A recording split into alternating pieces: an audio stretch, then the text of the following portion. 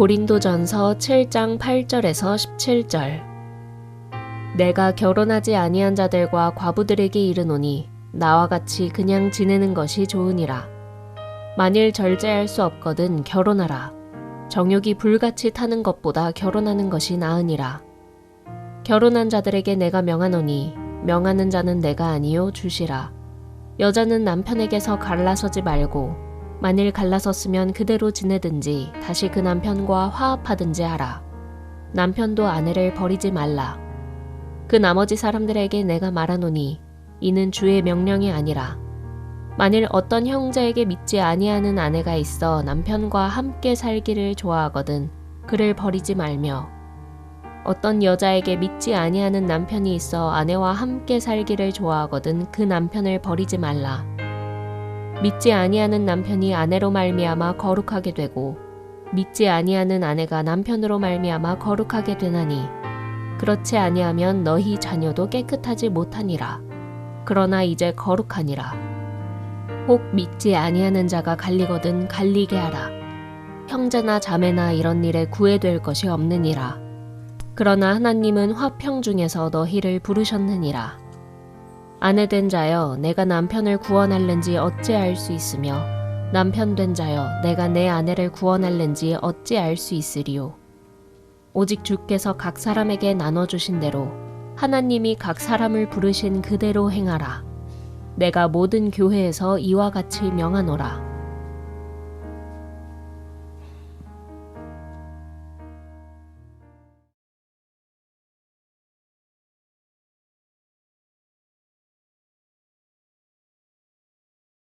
지금 우리는 5월 가정의 달을 지나가고 있습니다. 여러분, 우리 가정의 중심은 아무래도 그건 부부입니다. 아이들이 아니고 부부가 가정의 중심이에요. 그런데 부부가 그냥 되는 것은 아니잖아요. 결혼을 해야 부부가 됩니다.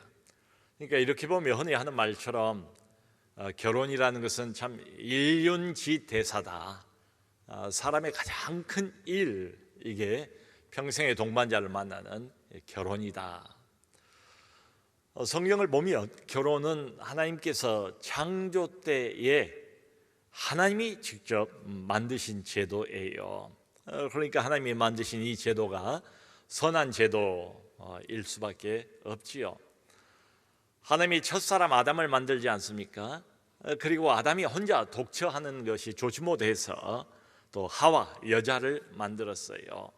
그리고 하나님이 손수 하와를 아담에게로 데리고 오셨습니다. 두 사람을 결혼시키셨고 가정을 만들어 주셨어요.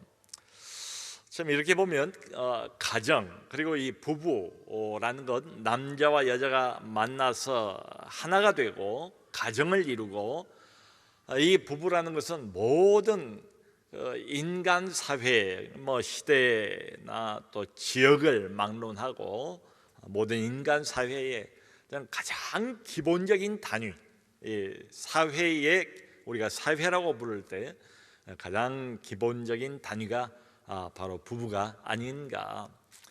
참 이렇게 보면 믿는 사람은 말할 것도 없고요, 믿지 않는 불신자라 할지라도 이 부부끼리의 만남, 결혼, 부부 생활, 이거 말로 표현할 수 없을 정도로 가장 중요한 것 아닌가 생각을 합니다.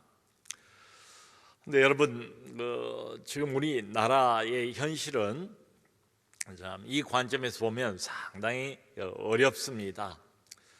그 1인 가구 수가 점점 많아져 가고 있어요. 통계에 의하면 혼자 사는 사람들, 1인 가구라고 흔히 부르잖아요. 이게 무려 33.4%나 됩니다. 그러니까 거의 정확하게 3분의 1, 세 가구 중에 하나는 1인 가구예요. 더 문제가 되는 것은 1인 가구들을 조사를 해보니까 1인 가구 중에서 약 50.4%, 그러니까 반 정도는 미혼이에요. 그러니까 혼자 사는 싱글, 미혼, 결혼 안 하고 사는 남자, 여자가 1인 가구의 반입니다. 참 심각하지요. 그러니까 가면 갈수록 이전과 달리 결혼에 대한 생각들이 점점 남자, 물론이고 여자가 더 좀 심한 것 같아요. 결혼에 대한 관념, 생각 이게 점점 희박해져 가는 것 같아요. 그래서 요즘 들어서 종종 듣는 말 중에 하나가 인구절벽. 인구절벽이 먼 이야기가 아니고 이미 왔고 바로 코앞에 우리 눈 앞에서 인구절벽 현상이 벌어지고 있는 것 아닌가.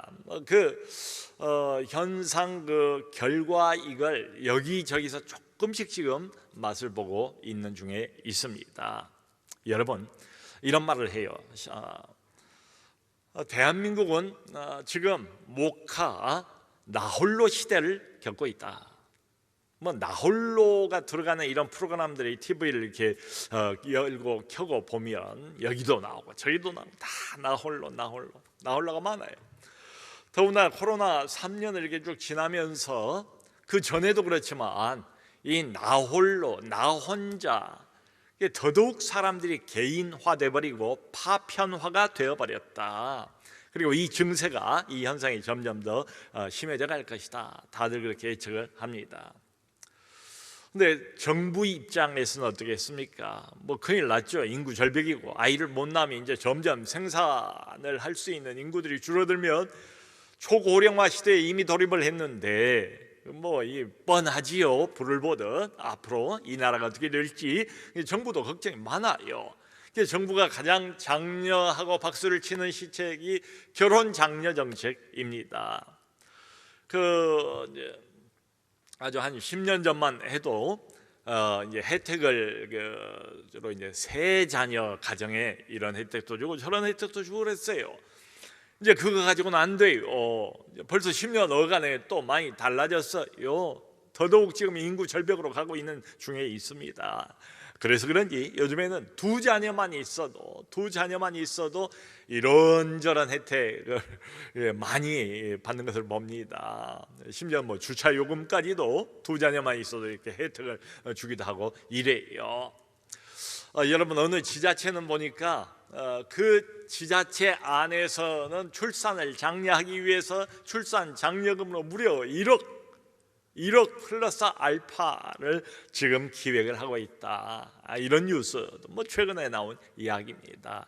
읽어보았습니다. 좀 이런 게 우리나라의 현실이에요. 이게 모두 다 결혼, 미혼, 부부생활 이거하고 다 관련이 깊지요. 자, 여러분 이런 관점에서 보면 그러니까 2024년도 우리 대한민국의 현실이라는 관점에서 오늘 본문 바울의 말을 이게 들여다보면 지금 우리나라 국가 시책하고는 좀 다른 이야기를 하는 것 아닌가. 왜냐하면 바울은 우리 국가 시책, 대한민국 국가 시책에 반기를 드는 그런 내용의 말을 하는 건 아닌가 하는 생각이 들 수도 있죠. 왜냐하면 바울이 여기 8절에 이렇게 말하니까요. 그러니까 결혼하지 않는 미혼 남자, 미혼 여자 그리고 과부, 남편하고 사별을 하는 과부에게 모두가 다 배우자가 없잖아요. 이런 사람들에게 뭐라고 말하는 거면 8절에 대놓고 나와 같이 그냥 지내는 것이 좋으니라. 그러니까 결혼하지 말라 이 말이에요. 바울은 독신이었거든요. 그러니까 미혼 남자도 미혼 여자도 그리고 과부도 다시 재혼하지 말고 결혼도 하지 말고 나처럼 독신으로 그냥 지내라 라고 아주 대놓고 이렇게 요청을 하고 있어요. 자, 그런데 또 희한하게도 바로 이어서 9절에서는 그러나 절제할 수 없다면 결혼하라. 여기 절제할 수 없다고 그랬는데 뭘 절제할 수 없다는 말인가 하면 성적인 욕망을 절제할 수 없다면 그건 아주 문맥을 보면 분명해요. 여러분 성적인 욕망 이건 그 자체로는 죄가 아닙니다. 이 성적인 욕망도 하나님이 만들어서 우리 인간에게 부여해 주신 거예요. 그 자체가 죄가 될 수가 없어요. 성적인 욕망이 없으면 결혼도 없었을 것이고 아이를 낳고 생산하는 이런 일도 없었겠지요. 이제 문제가 되는 건 뭔가 하면 결혼은 안 하고 미혼인 채로 지내면서 계속 음행의 죄를 반복하는 일들이 고린도 교회 안에 있었던 것 같아요. 뭐 지금도 뭐 제가 짐작해 볼 수 있죠. 미혼이지만 뭐 펄펄 끓어 넘치는 그 청춘의 피가 가만히 있겠습니까? 알게 모르게 이런 죄 저런 죄, 음행의 죄를 무수히 많은 여러 다양한 음행의 죄를 짓지 않겠어요?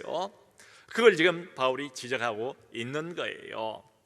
그러면서 아까 앞에 보면 모든 죄는 다 몸 밖에서 사람들이 짓는 죄이지만 이 음행의 죄는 특별하대요. 이 점에서 음행의 죄는 자기 몸에게 짓는 죄래요. 유일하게 자기에게, 자기 몸에게, 자기 몸을 수단과 도구로 해서 죄를 짓는 게 음행의 죄다. 그러므로 결혼 안 하고 음행의 죄를 계속 짓고 절제할 수 없다면 차라리 하나님이 정해 놓으신 안전한 제도 안에서, 하나님이 허락하신 제도 안에서 부부가 부부 생활을 하면서 그 성적인 욕망을 해소할 수 있도록 차라리 결혼하라, 이렇게 바울이 이야기를 하고 있습니다.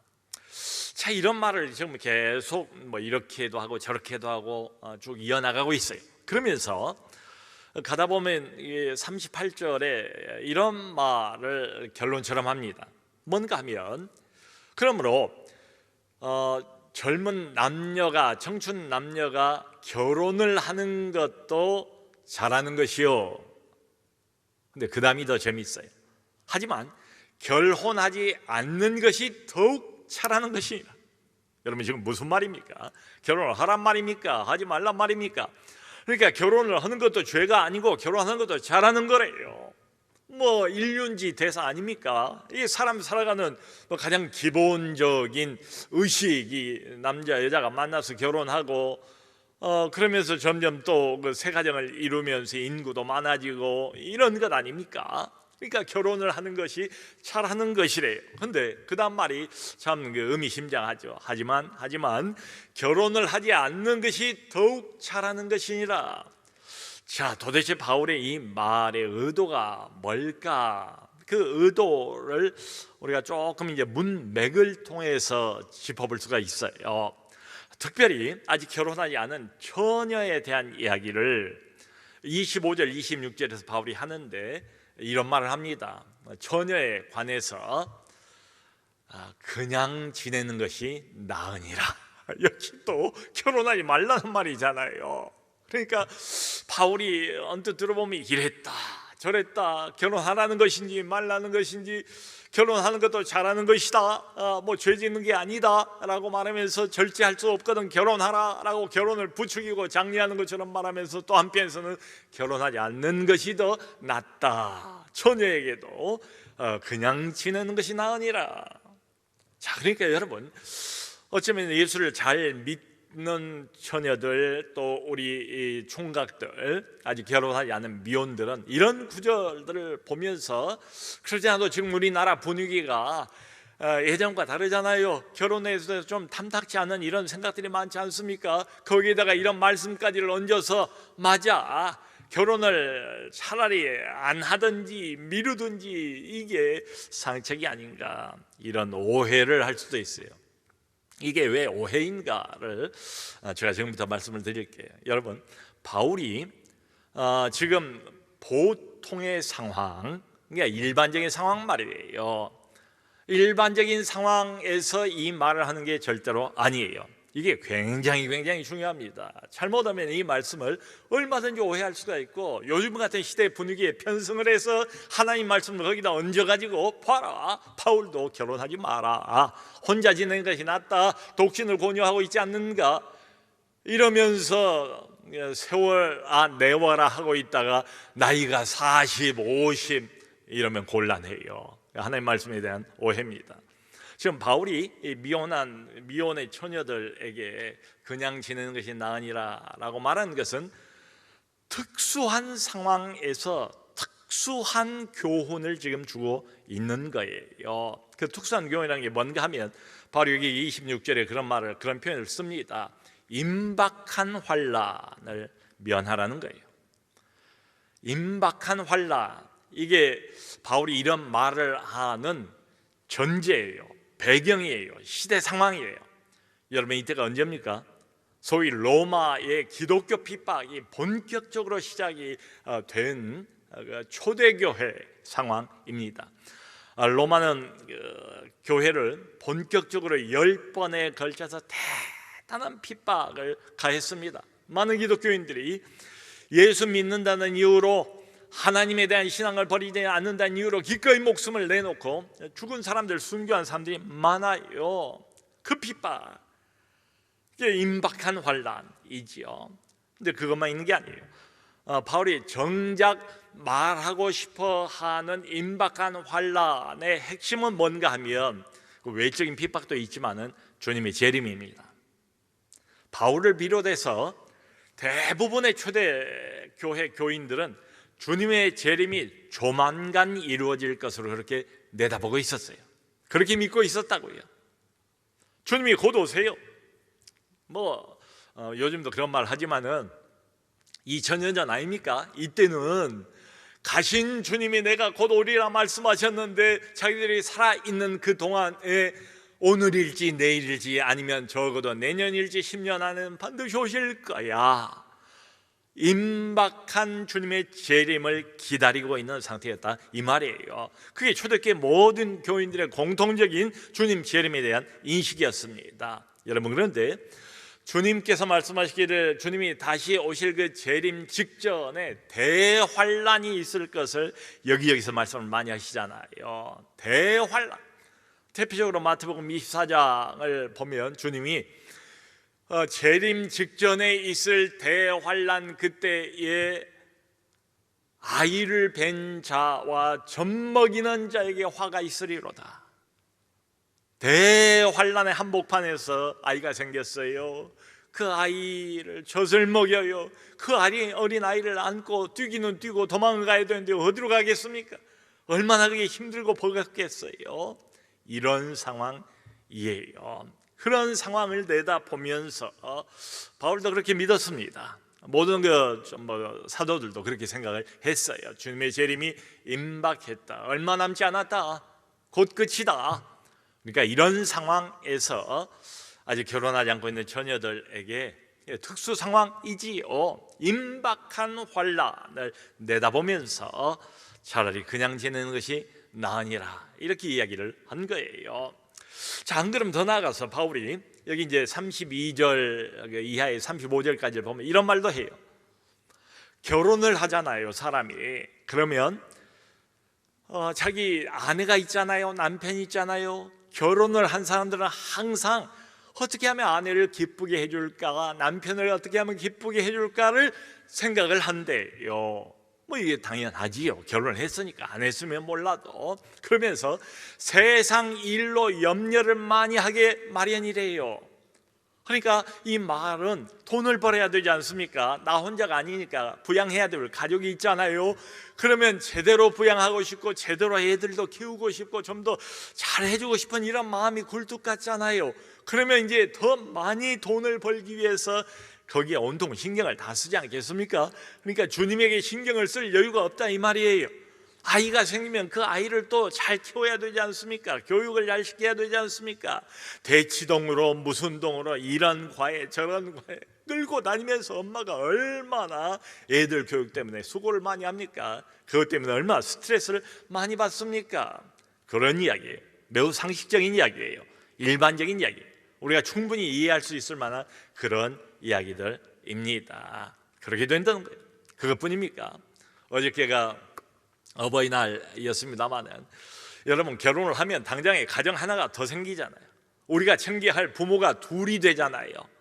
그러니까 내 친가 더하기 시가댁을 챙겨야 되고, 결혼 이후로는 내 친가 더하기 또 처가댁을 챙겨야 돼요. 그러다 보니까 바울의 말은 이겁니다. 아무래도 결혼을 하고 난 사람은 어쩔 수 없이 묶인다는 거예요. 마음이 여러 가지로 갈라지기 마련이라는 거예요. 아이들도 챙겨야지, 남편도 챙겨야지, 아내도 챙겨야지, 또 저쪽도 챙겨야지, 이쪽 부모도 챙겨야지. 마음이 갈라지기 마련이다. 그런데 여전히 나 홀로 싱글이고 미혼이면은 주님의 일에 집중할 수가 있다. 그리고 한 가지만 생각을 한다는 거예요. 계속해서 어떻게 하면 우리 주님을 기쁘게 할 수 있을까? 이걸 생각한다는 거예요. 그러므로 바울의 말은 임박한 환난, 주님의 재림이 얼마 남지 않았다, 이런 상황에서 결혼하지 않고 그냥 지내는 것이 좋으니라, 이렇게 권면을 하고 있는 것입니다. 자, 여러분, 그러면서도 바울이 여기 앞에 7절을 보면 이런 말을 해요. 그러나 홀로 지내는 이 독신은 은사다. 아무나 할 수 있는 게 아니다. 독신의 은사가 없는 사람은 이거 불가능하다라는 이야기까지를 굳이 덧붙이고 있어요. 바울은 지금 독신으로 지내고 있습니다. 근데 하나님 나라를 위해서 스스로 독신이 된 사람들이 있다는 거예요. 은사를 받은 사람들이 있다는 거예요. 말하자면 성적인 욕망에 그렇게 치우치지 않는 그런 은사를 가진 사람들이 있다는 거예요. 그러니까 이건 아니죠. 그런 독신의 은사도 없으면서 결혼 생활을 하면서, 여러분, 결혼 생활 하다 보면 또 얼마나 이런 불만 저런 불만 많이 생길 수가 있지 않습니까? 그러니까 이렇게 오해를 해서 이런 생각을 할 수도 있다는 거지요. 맞아, 바울의 말이 맞아. 역시 혼자 지내는 것이 주님을 섬기는 데 더 큰 유익이야. 그러니까 이 계속 갈등만 나오고 빚어내는 저 배우자하고 더 볼 것 없어, 더 살 것 없어, 이혼하는 게 그게 주님의 뜻이야, 이러지 말라는 거예요. 지금 그런 말들이 다 이 말에 포함이 되어 있어요. 그러니까 주님을 섬긴다는 그런 명분을 가지고 그걸 핑계를 삼아서 지금 결혼 관계를 파괴하고 이혼할 생각을 하지 말라, 이런 말입니다. 그러면서 여기 대놓고 10절하고 11절에서는 그런 말을 해요. 기혼자들인데 둘 다 믿는 사람이에요. 남편도 아내도 다 하나님을 믿고 예수 그리스도를 고백하는 그런 사람들끼리 만났어요. 그런 사람들에 관해서 뭐라고 말하는가 하면, 대놓고 남편과 갈라서지 말고 아내를 버리지 말라. 믿는 사람끼리 만나서 부부생활 그리고 가정을 이루었으면 이혼하지 마라, 그 이야기예요. 그리고 그것을 지금 바울이 이렇게 저렇게 구별을 해놓거든요. 이건 내 권면이다, 이건 주의 명령이다. 믿는 사람끼리 이게 만나서 결혼생활 할 때는 이유 여하를 막론하고 이혼하지 마라, 이건 주의 명령이다, 주의 명령이다. 그 마태복음 19장 보면 주님께서도 그런 명령형으로 말하지 않습니까? 음행의 연고 외에는, 음행의 이유 말고는 이혼할 수 없다. 주님께서도 못을 박으셨어요. 자, 그러면서 바울이 이번에는 다른 케이스를 말합니다. 그러니까 여러분, 지금 바울이 하고 있는 이야기를 가만히 들여다보면 얼마나 성경이, 하나님의 말씀이 실제적인 내용으로 가득 차 있는지 모르겠어요. 지금 이 바울이 하는 얘기가 무슨 피상적인 이야기를 하고 있습니까? 결혼과 미혼에 관한 무슨 이론을 하고 있습니까? 무슨 탁상공론을 지금 논하고 있습니까? 그게 아니죠. 교회 안에 그때 당시에 벌어지고 있는 결혼, 미혼, 부부생활, 이혼, 이런 것들에 대한 실제적인 이야기를 지금 바울이 하고 있죠. 그 중에 문제가 되는 건 뭔가 하면, 한편은 대단히 신앙이 열심히 해요. 잘 믿어요. 그런데 다른 한편 배우자는 불신자예요. 그러니까 불신 배우자고 사는 사람들의 케이스까지를 아주 자세하게 다루고 있어요.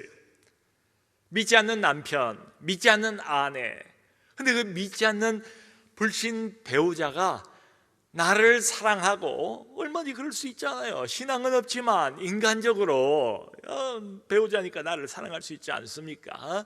나를 사랑하고 나와 함께 살기를 원하면 그를 버리지 말라, 그 남편을 버리지 말라, 아내를 버리지 말라, 그걸 따로따로 이야기를 해요.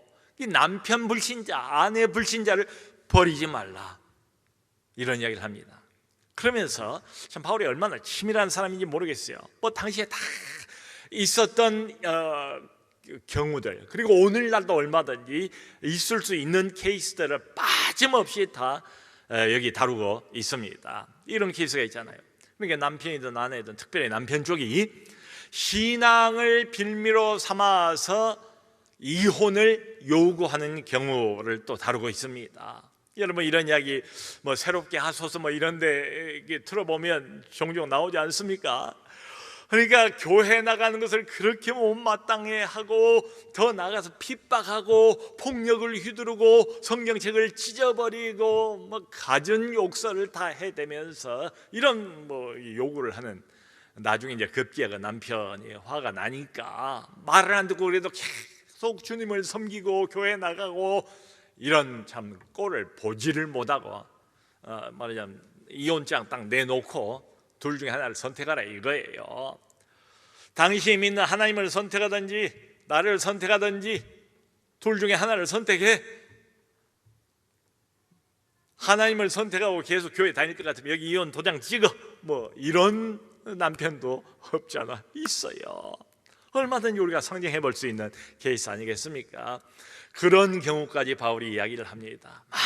만일에 믿지 않는 배우자가 신앙을 이 전제로 해서 그걸 빌미 삼아서 이혼을 강요하고 계속 또 강요하고 강요하면 그때는 이혼이 가능하다.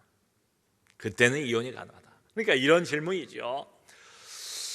그냥 교회 안 다니고 내가 믿는 주님에 대한 신앙을 포기해버리고 이 사람하고 살 것인가, 아니면 이 사람이 너무 나를 들들 볶아대니까 이 사람의 그 이혼의 강요에 응해서 내 신앙을 지킬 것인가. 참 이 심각한 고민 아닙니까? 이런 고민 막바지까지 이렇게 가는 경우도 없잖아 있지 않겠어요? 좀 그런 케이스예요. 그러면서도 바울이 하는 이야기의 어떤 그 분위기랄까요? 이걸 보면 그런 때라 할지라도 에라 잘됐다.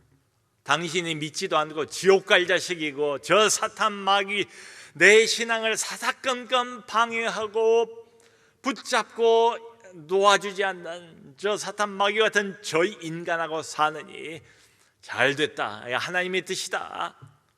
나는 이혼한다. 이제는 자유다. 그러지 말라는 거예요.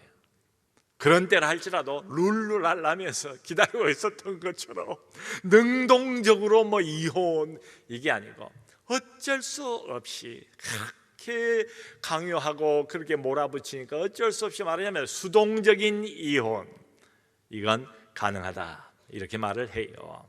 자, 성도 여러분, 바울의 이 결혼, 미혼, 그리고 또 부부 생활, 이혼 이런 걸 이게 쭉 읽어 보면 이게 아주 분명합니다.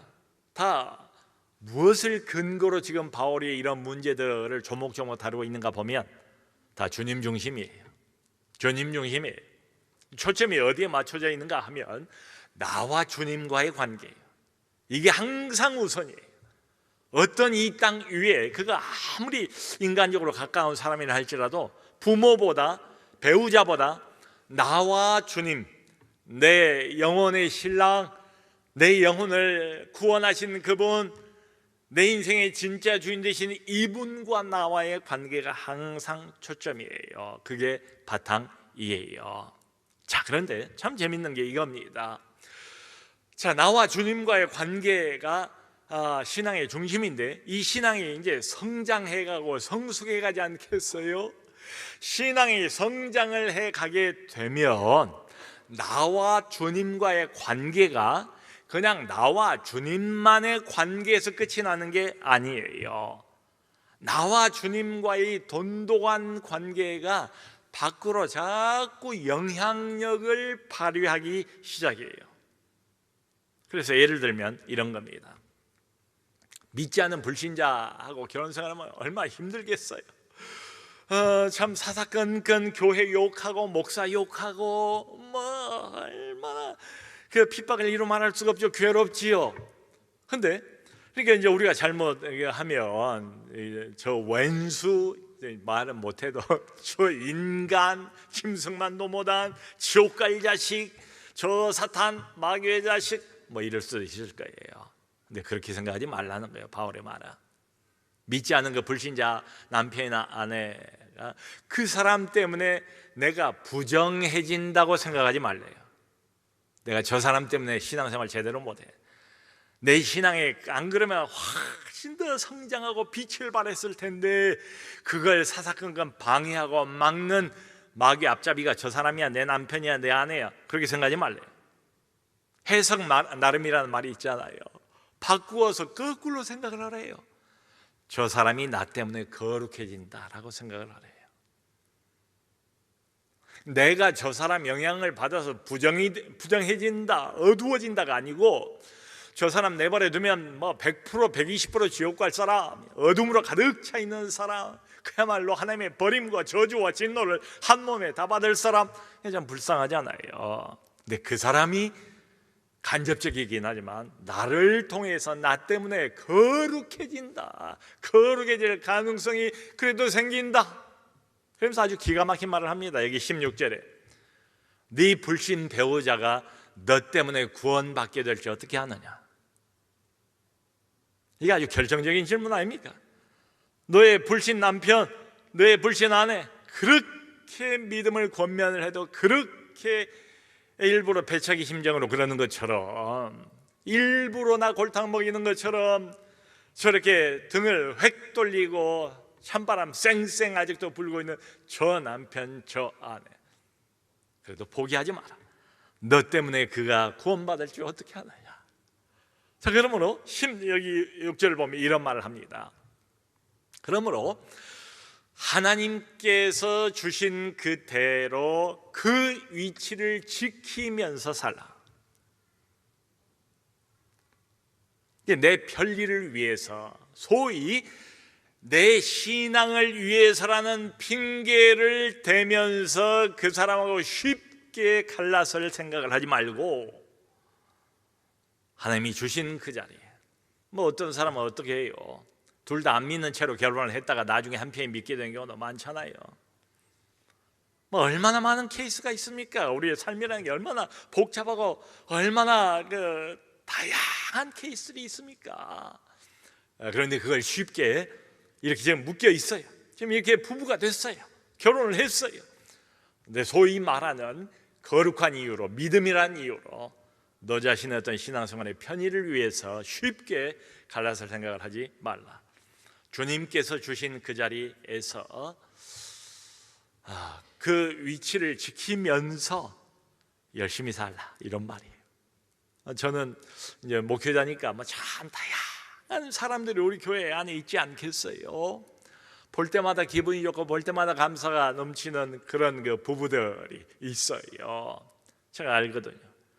남편을 위해서 20년 기도하고 30년 기도하고, 근데 결국은 돌아오더라고요.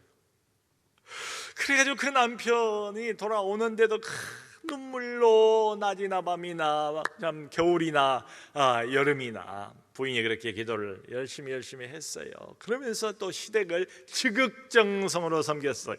그랬더니 남편이 나중에는 나이 먹고 거기에 감동가마가 돼가지고 그냥 부인 따라서 뭐 자석에 쇠붙이 딸려 나오는 것처럼 교회를 나오기 시작하더니, 교회를 나오면서는 본인 스스로가 이제는 은혜를 받아요. 본인 스스로가 은혜를 받더니 세례까지 이렇게 받고, 부부가 이렇게 주의를 받아 빼놓지 않고 나오시면서 꼭 나오면 저를 이렇게 찾아와요. 찾아와서 또 인사를 하는 그 모습을 볼 때마다 얼마나 감사한가, 얼마나 감사한가 싶어요. 자, 그러므로 여러분, 이거 모든 말씀을 요약을 하면 이겁니다. 우리 아직 결혼하지 않은 뭐 자녀들도 있고, 이 자리에도 우리 미혼 청춘 남녀들이 있을 텐데, 바울의 말을 오해하면 안 되겠어요. 독신의 은사가 없고 하나님이 내게 그런 은사를 주지 않았다면 반드시 결혼을 해야 됩니다. 다시 말씀드리지만 이 상황은 임박한 환난과 핍박의 그 특수한 상황에서 바울이 하는 말이에요. 지금 예수 믿는다고 뭐 총과 칼을 누가 우리한테 들이댑니까? 예수님 재림 물론 뭐 점점 가까워졌겠죠. 근데 언젠가 우리가 압니까? 몰라요. 특수 상황이 아니에요. 일반적인 상황이에요. 이 일반적인 상황에서는 가장 변수가 되는 게 뭔가 하면 독신의 은사입니다. 그게 없으면 너무 늦지 않게 결혼을 본격적으로 기도하면서 배우자를 찾는 게 그게 맞아요. 그리고 이미 결혼을 한 우리 기혼자, 믿는 사람끼리 가정을 이루고 부부 생활을 하면 얼마나 감사해요. 얼마나 감사해요. 완벽한 부부가 어디 있습니까? 완벽한 남편, 완벽한 아내가 어디 있습니까? 다 불완전해요, 나부터도. 그러니까 어떤 어려움이나 문제나 이런 게 있을 때 결코 이혼하지 말라고 그랬잖아요. 나를 좀 들여다보고 이걸 계기로 해서 내가 좀 신앙적으로 더 성숙해가고 나를 좀 반성하고 회개하고 그럴 생각을 해야죠. 부부싸움은 뭐 책임이 49% 51%라고 하잖아요. 개찐도찐이에요. 내게 문제가 많이 있어요. 안 그렇습니까? 그러니까 이것을 부부간에 어려움이 있을 때 그걸 계기로 삼아서 좀 더 성숙한 신앙으로 자라갈 생각을 해야 돼요. 이혼은 털끝만 뜯어도 생각하면 안 돼요. 뭐 문제가 안 풀리면 상담실도 가시고 안 풀리면 이제 우리 목사님도 찾아오시고 그렇게 하세요. 기도 부탁도 하시고. 그리고 또 우리 아내도 지금 믿지 않는 불신자 배우자하고 살고 있는 사람들이 적지 않습니다. 절대 포기하지 마시고 낙심하지도 마시고 주님이 다른 기도는 뭐 들을지 안 들을지 우리가 확신이 없어요. 나 돈 많이 벌게 해주시고 출세하게 해주시고 그건 뭐 솔직히 기도는 하지만 자신은 없잖아요. 저 영혼을 불쌍히 여겨주세요. 내 남편 내 아내 지옥 가면 어떻게 합니까? 영원히 버림받는 영원토록 버림받는 주님 불쌍히 여겨주세요. 그 기도를 왜 하나님이 안 듣겠어요? 영혼을 위한 기도를. 지금 우리가 6월 9일을 이렇게 맞추어서 계속 기도하고 있지 않습니까? 그러니까 절대로 불신 배우자 포기하지 마시고 낙심하지 마시고 인내하면서 꾸준히 기도하고 그를 하나님 앞으로 인도하는 우리 모두가 될 수 있기를 주님의 이름으로 축원합니다.